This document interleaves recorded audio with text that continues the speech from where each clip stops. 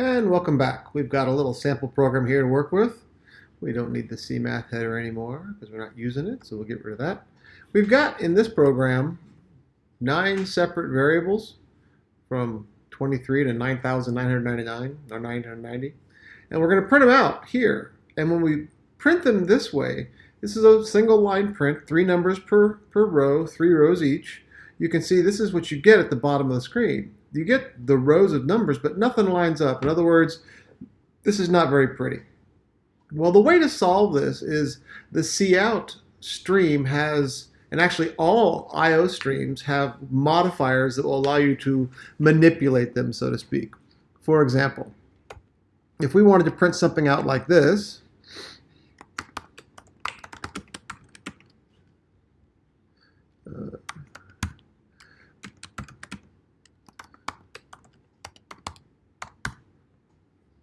this would print 243. Now, it's going to automatically print it just like that.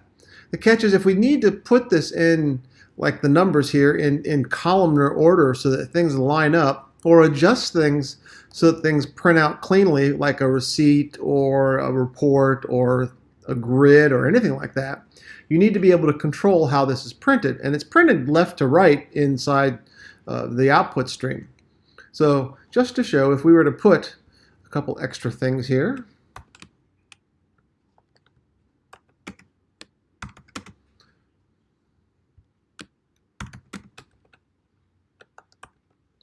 That's a friendly little pipe symbol. This will print out with a pipe on either side of it, and I'll show you. And there's our 243 with a pipe on either side. But there's a manipulator that we can use that'll actually let us say how big of a, mentally speaking, box or how many spaces do you want this thing to occupy. That requires us to have a library added into it, but the command is this, setwidth. Now setwidth requires some number here to actually tell it how many spaces to use. So if I use setwidth, with 5 spaces, it's going to print 243 inside a box of 5 spaces. But to make this work, you need to add in that iomanip, or input-output manipulation library. And now you can see all the errors went away. If I run this, if we look at that, there's the 243, and you can kind of mentally count it's in a 1, 2, 3, 4, 5 sized box. It fits inside the 5. And then we get the lines on either side of it. Thing to note, this does not constrain the output. If you had too many numbers, 6 digits for example, and you run this, that 243 will push that box to 6. It'll open itself up. And there's really no way to control that in a console. So you have to kind of know how big you want this to be before you run it. Otherwise, you can't exceed the bounds of what you're designing it for. To make this to make this prettier, notice that this right now is spaced out with the blank spaces to the left. The setwidth operator automatically does things to the right of whatever box you're doing. That's the default for the cout stream. But you don't even know that until you actually give it a space where that's going to show up, like down here where you see the blank spaces. So if I space this bigger, if I make it an 8-sized box, it'll print out to the right-hand side of an 8-sized box. There is a fundamental thing called a fill character. The blank is the default fill character, and it fills this thing in. Now, let's say I don't want it to the right, I want it to the left. There is another modifier, really hard to remember, called left. And you could do things left or right. And if you run this, like magic, there's 243 to the left. Things to remember, things that are hypercritical here. Modifiers like left and right stick around.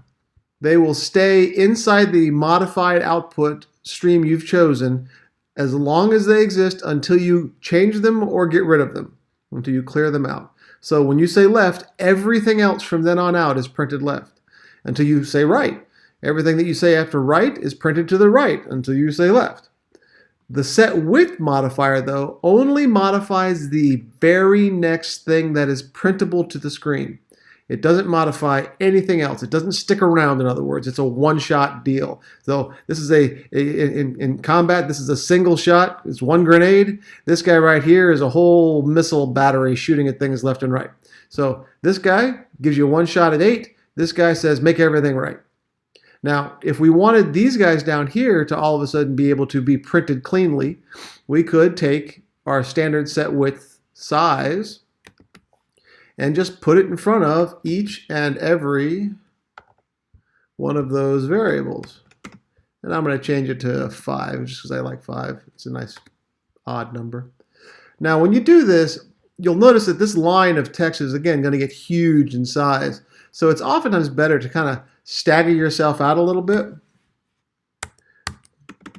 reformat your text just a tad, and that way your output screen, when you're looking at your code, looks a little bit neater and is a little bit easier to see what's going on.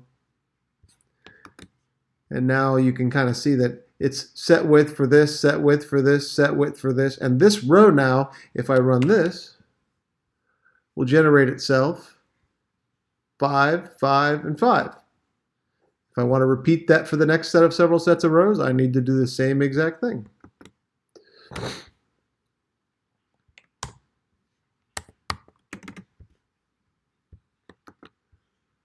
I know, tedious, but it is what it is.